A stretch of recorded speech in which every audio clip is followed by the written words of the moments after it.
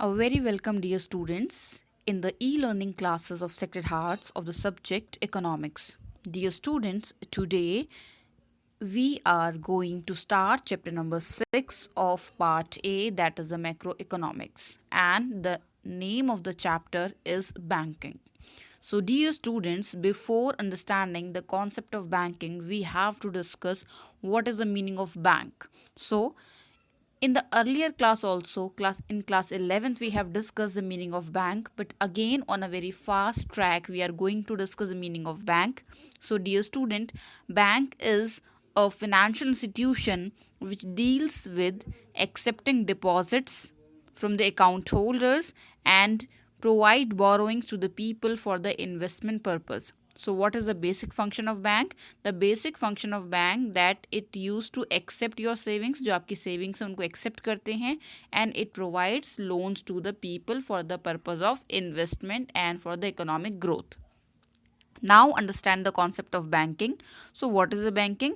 Banking is the entire system, or it can be stated as an industry that handles cash, credit and other financial institutions or transactions.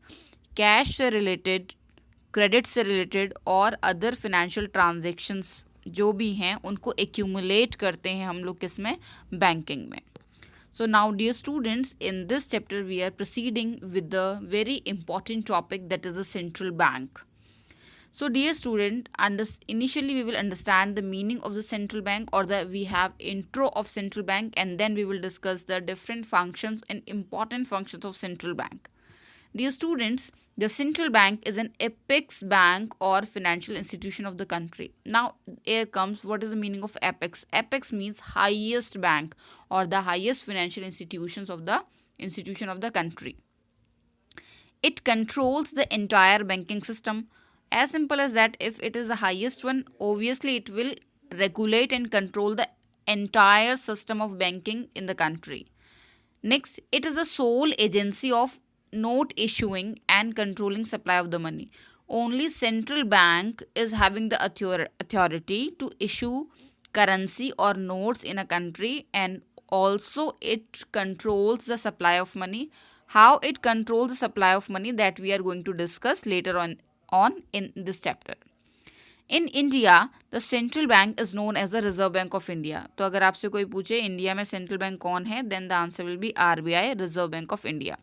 Now we start discussing the functions of central bank. So the very first function is the bank of issuing note. Only the central bank, that is the Reserve Bank of India, is having the whole sole authority to issue of the note. Not even the government of India can issue the note. So it can be done by Reserve Bank of India. And this function is called as the currency authority function of central bank. Now the next one, bankers to the government. Central bank act as the banker, agent and financial advisor to the government. And how it act as a banker? It manages all the accounts of the government, whatever the earnings, whatever the expenditure. So it act as banker.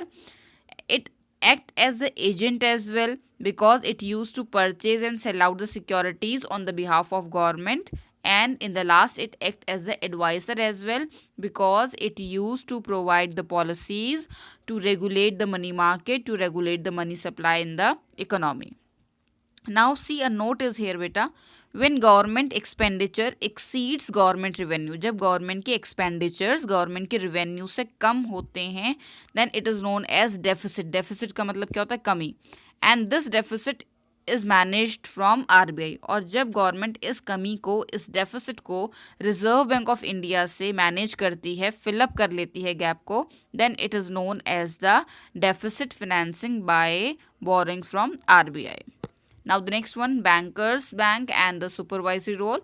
Obviously Reserve Bank of India or the central bank act as the main bank to the other commercial banks, and in the supervisory role it ensures that all the commercial banks must compliance all the directives, rules and regulations of the central bank. That means कि जितने भी commercial banks हैं, financial institutions हैं, उनको supervise करता है कि ये central bank की rules के according work कर रहे हैं या नहीं कर रहे हैं.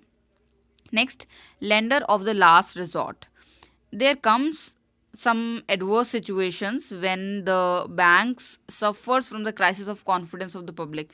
That means कि लोगों का faith banking system में क्या हो जाता है, हट जाता है. Then what they used to do, they used to withdraw their money whatever they have deposited.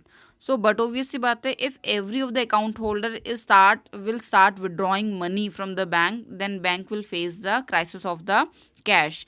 In this adverse condition, Reserve Bank of India is the bank who act as the lender for the commercial bank even in this adverse situation, so that it can cope with the situation, or the situation can be rectified. Next, custodian of the foreign exchange. Custodian, that means custody word से custodian आया है.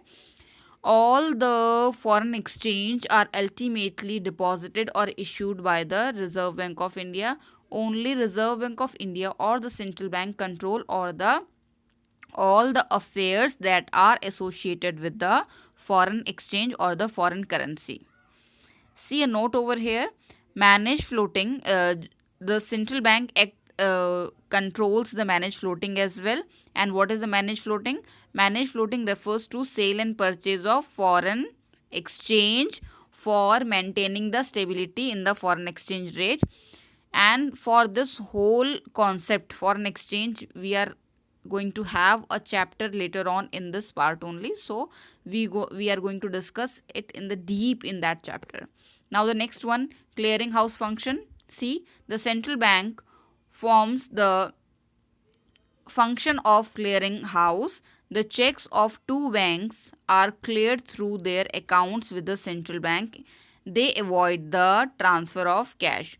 So the central bank also execute the function of clearing house. Whatever the checks have been drawn from one commercial bank to the another commercial bank, that are settled down and cross-checked by the central bank. Next, that is the next and last, that is the control of credit. And what is the control of credit? Whatever the supply of money, whatever the amount of credit available, that is regulated by the central bank through its monetary policy, and that we are going to discuss in the next lecture with the very detail what are the different elements of the monetary policy. You will see the quantitative and qualitative elements of that we are going to discuss. Now, the last topic of today's lecture is the difference between the central bank and a commercial bank. So, dear student, the very first differentiating element is the meaning. We know what is the meaning of central bank. Central bank is a bank which is the apex bank, highest bank that regulate all other commercial banks. And what is commercial bank? That we have discussed in the very starting of the chapter. Commercial bank is a financial institution that accepts deposit and offer loans to the public. Now the next criteria, that is the money supply. If we talk about the central bank, then the central bank regulates the supply of money. Whereas if we talk about the commercial bank, then commercial bank only contributes in the supply of money. Main जो money supply है उसे कौन regulate करता है? Central bank regulate करता है, और उस रेगुलेटिंग पाथ पर कौन चलता है? Commercial bank. Next one, foreign exchange. If we talk about the central bank, then the central bank is a custodian of foreign exchange, whereas the commercial bank only deal in the selling and purchasing of the foreign exchange. And the last point, that is the focus. If we talk about the main aim of the central bank, then it is the growth and stability of the economy, whereas the commercial bank work with a motive of profit maximization. So this is all about today, dear students. Today we have started our chapter number 6, in which we have discussed about the meaning of bank, the meaning of banking, the introduction of commercial central bank, the different important functions of central bank, and the last but not the least, the difference between central and commercial bank. So this is all about today. Thank you and God bless you all.